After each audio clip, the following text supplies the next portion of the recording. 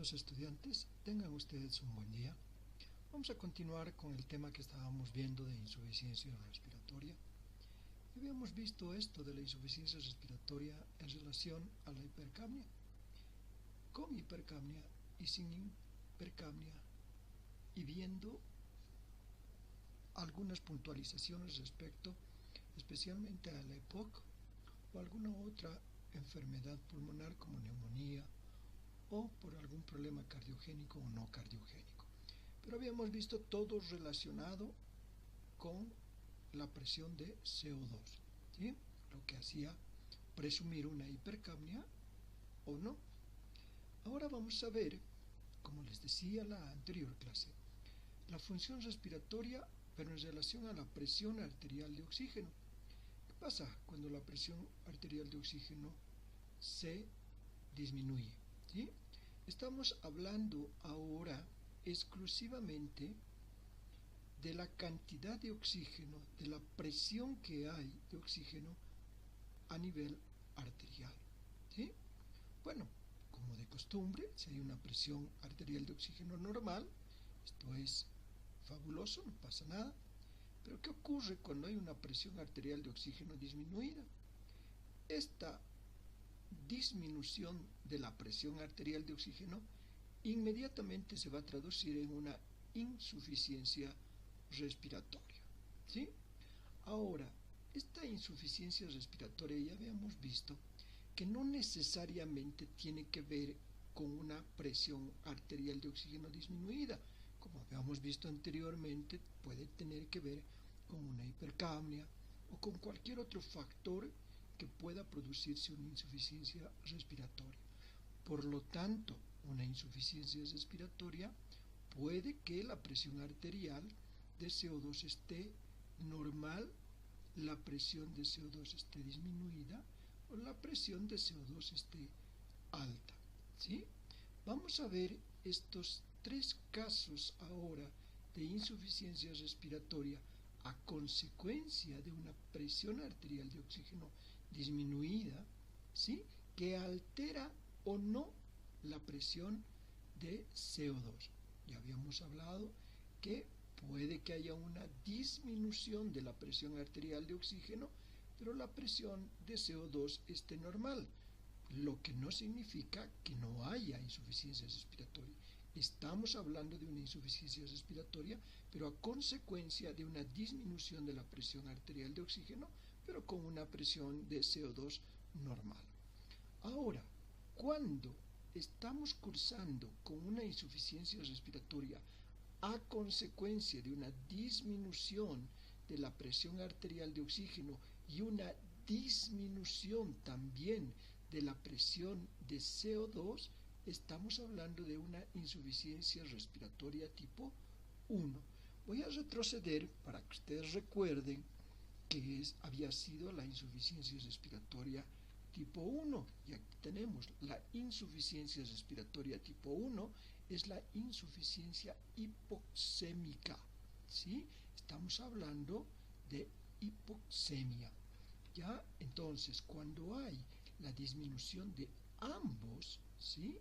Ambos factores, estamos hablando de una insuficiencia respiratoria de tipo 1, ¿ya?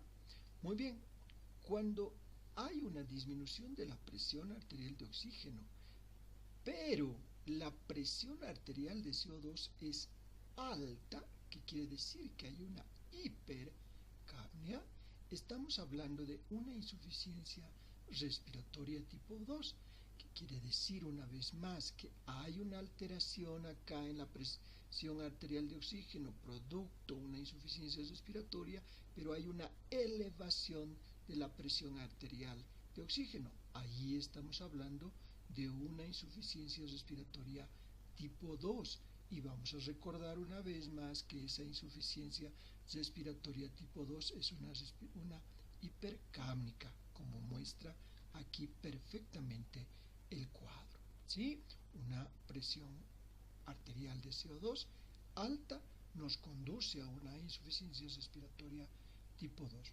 Cuando esta es hipoxémica, habíamos visto esta, cuando es de tipo 2, hipoxémica, no hay mayor traducción. Pero cuando hay una disminución de la presión arterial de oxígeno y una elevación hipercápnica de la presión arterial de CO2, conduciendo a una insuficiencia respiratoria tipo 2, vamos a ver una serie de alteraciones que no solamente se conforma en una insuficiencia respiratoria tipo 2, sino vamos a ver una insuficiencia respiratoria tipo 2 aguda, crónica y agudizada. Traducido inmediatamente en estos valores, ¿sí?, que se alteran, una insuficiencia respiratoria tipo 2 puede que haya en el caso agudo una disminución del pH y una elevación de la presión de CO2. En el caso de una insuficiencia respiratoria tipo 2, estamos hablando de la insuficiencia respiratoria hipercápnica. Insuficiencia respiratoria crónica, estamos hablando posiblemente de un pH normal, porque esto ha compensado, la cronicidad ha hecho que se compense, pero un bicarbonato alto, ¿sí? Y en el caso de una insuficiencia respiratoria crónica ya, pero cursando con una agudización o una exacerbación de esta insuficiencia respiratoria, podemos estar hablando de la disminución del pH, elevación también de la presión de CO2 y elevación del bicarbonato. Entonces, este cuadro me interesa que ustedes lo conozcan y lo razonen muy bien, porque en función a estos valores que determinan la presión arterial de oxígeno o la variación de la presión de CO2, vamos a determinar si es una insuficiencia respiratoria tipo 1 o es una insuficiencia respiratoria tipo 2. En el caso de que sea una insuficiencia respiratoria tipo 2, de acuerdo a estos valores que se nos presenta, vamos a saber si es una insuficiencia respiratoria tipo 2 aguda, crónica o crónica agudizada. Entonces, es sumamente importante que nosotros nos familiaricemos con este cuadrito para determinar el tipo de insuficiencia respiratoria en el cual nosotros estamos trabajando, ¿sí? Muy bien, y aquí tengo este mismo tipo de insuficiencia respiratoria, tanto el tipo 1 como el tipo 2, pero en relación a algunas enfermedades pulmonares o no, ¿sí? Por ejemplo, habíamos dicho que la tipo 1, la presión arterial de oxígeno está disminuida y la presión de CO2 también disminuida o normal, ¿sí? Aquí vamos a distinguir dos condicionantes en relación a las enfermedades pulmonares.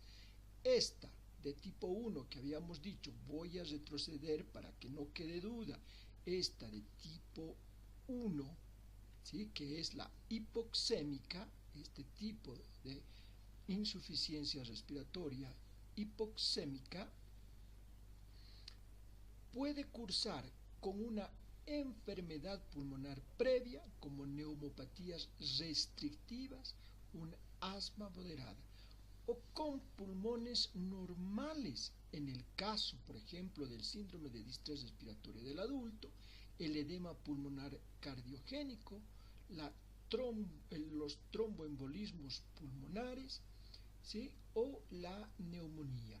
En estos casos estamos hablando de que previamente estos pulmones han estado sanos, no tenían ningún problema con pulmones normales que de pronto sí han sufrido algún problema agudo. En cambio, la insuficiencia respiratoria tipo 2, traducidos en una presión arterial de oxígeno disminuida y una presión arterial de CO2 elevada, también puede cursar con una enfermedad pulmonar previa, como es las enfermedades pulmonares obstructivas crónicas y el asma grave. Aquí estamos hablando de una enfermedad crónica, de enfermedades crónicas previamente que se van a traducir en una insuficiencia respiratoria tipo 2.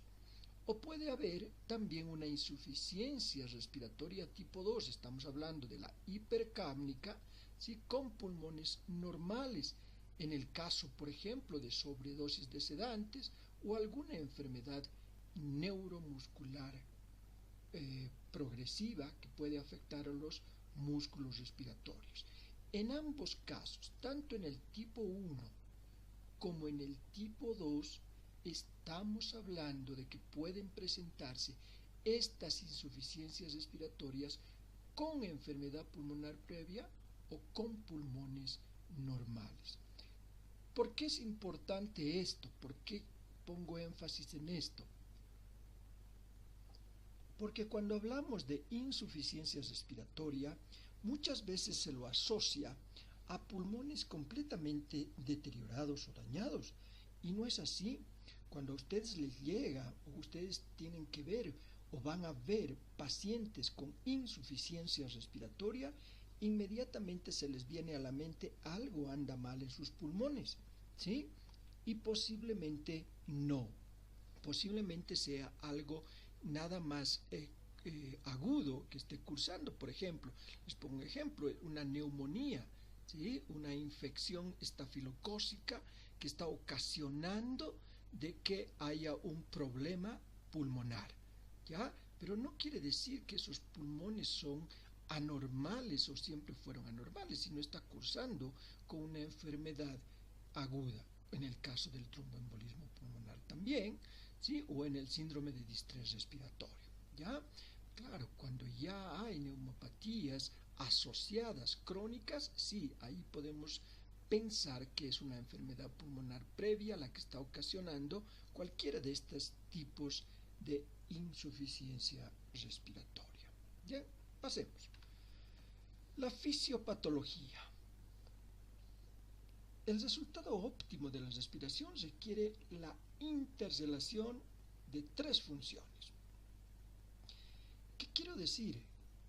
Que no solamente basta con ventilar bien, ¿qué quiere decir? O como estamos acostumbrados a mencionar, en respirar bien, ¿sí? Sino que hace falta tres funciones importantes, que son la ventilación, la difusión y la circulación. Ahí sí estamos hablando de una respiración óptima. La ventilación responsable de la circulación y distribución de gas inspirado desde el exterior hasta los alveolos. Lo que nosotros decimos respirar en realidad es lo que alguna vez creo ya les había mencionado, es la ventilación, porque en realidad el ser humano ventila, la célula es la que respira realmente. Entonces, la ventilación, un factor muy importante que es el de ingresar oxígeno hacia los alveolos. 2. La difusión, que es el intercambio de gases entre el alveolo y la sangre. El famoso intercambio que se va a realizar a nivel alveolo capilar, ¿sí?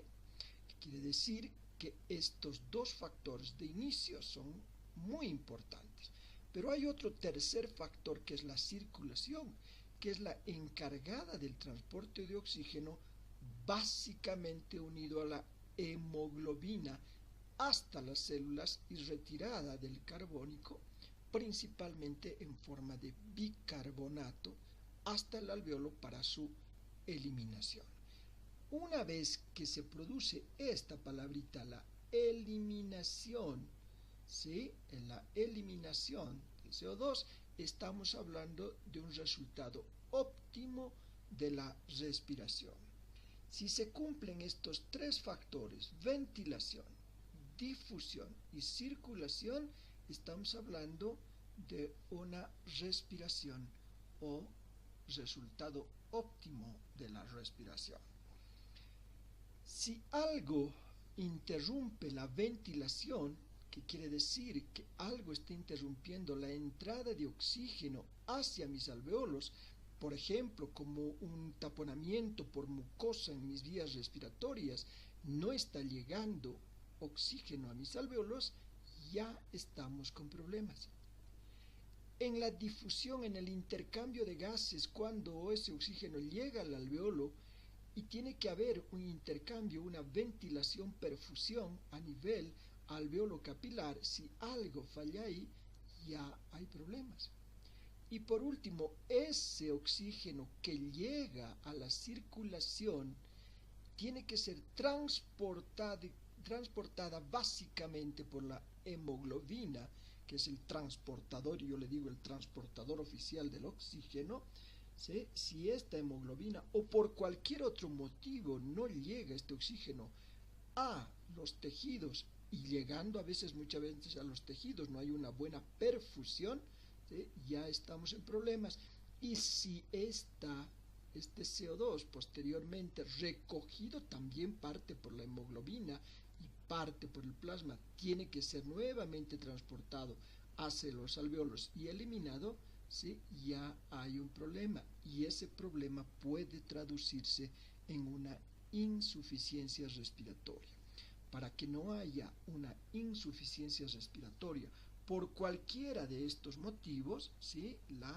El resultado tiene que ser la interrelación importante de estos tres factores: ventilación, difusión y circulación. Vuelvo a repetir, que jamás se les olvide, tiene que haber una interrelación de la ventilación, difusión y circulación. Vamos a ver ahora los mecanismos de la hipoxemia, tanto por disminución de la presión arterial de oxígeno, presión alveolar del oxígeno, o por incremento de la mezcla de sangre desaturada con la circulación capilar pulmonar. ¿Sí? Estos mecanismos de la hipoxemia por disminución de la presión arterial de oxígeno, con una FiO2 baja, una fracción inspirada de oxígeno baja, una hipoventilación, y por incremento de la mezcla de sangre, deterioro en la difusión, ya habíamos visto, desacoplamiento en la ventilación-perfusión, vamos a ver un poquito más adelante esto para que lo entiendan, y un cortocircuito, una desaturación en la sangre venosa mixta. Son los mecanismos de la hipoxemia, de lo que estábamos hablando, de la insuficiencia respiratoria tipo 1. Esta hipoxemia llevada a una hipoventilación es secundaria y acompaña siempre de hipercapnia, de ventilación minuto reducido y una diferencia o gradiente alveolo arterial de oxígeno normal.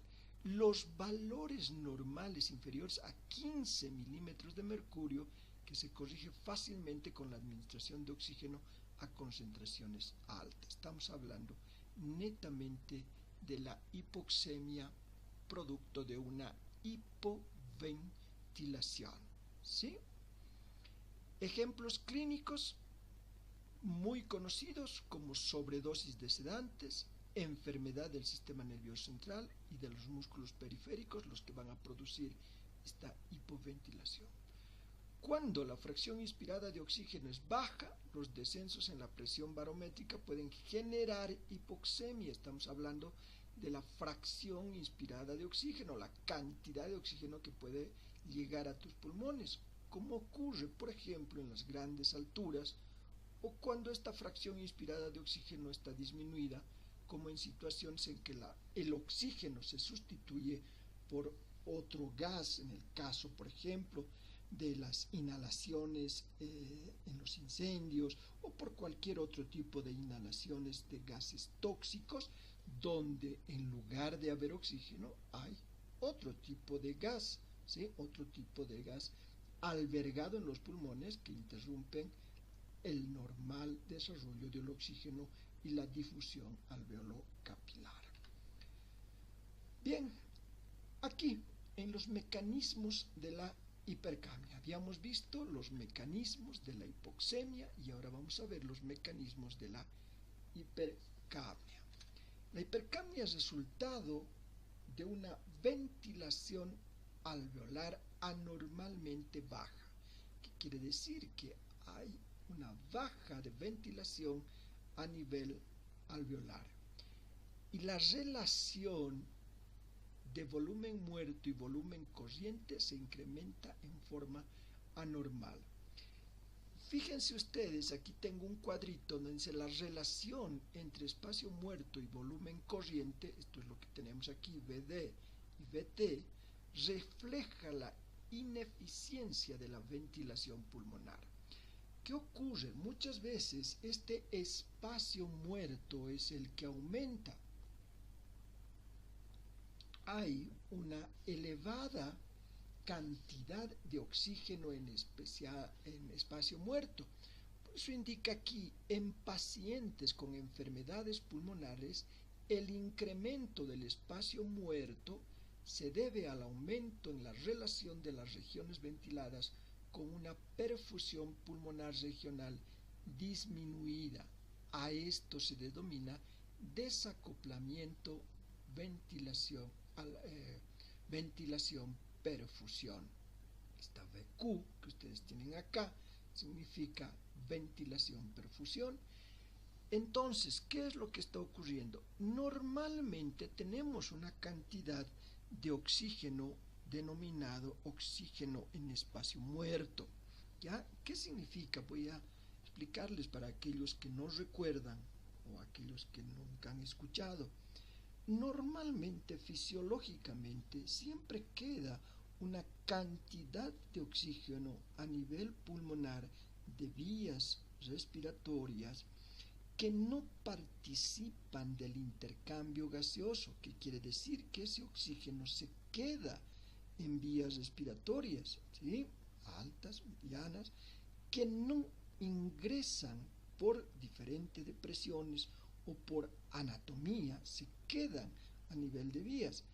Ese oxígeno forma parte de nuestro espacio muerto, que quiere decir que este oxígeno no es partícipe de la ventilación-perfusión, ¿sí? Lo cual se denomina espacio muerto fisiológico. Aun cuando el desacoplamiento de ventilación-perfusión se considera un mecanismo de hipoxemia, puede producir hipercapnia, ¿sí? En el caso, ya habíamos visto, de las enfermedades como la EPOC, la crisis asmática y el síndrome de insuficiencia respiratoria aguda. ¿Ya? En todos estos casos, el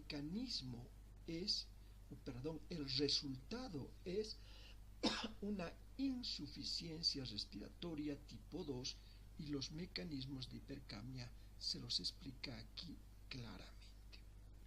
Muy bien, vamos a ver aquí ahora, vamos a volver a un cuadro clínico tanto en la hipoxemia aguda como en la hipoxemia crónica.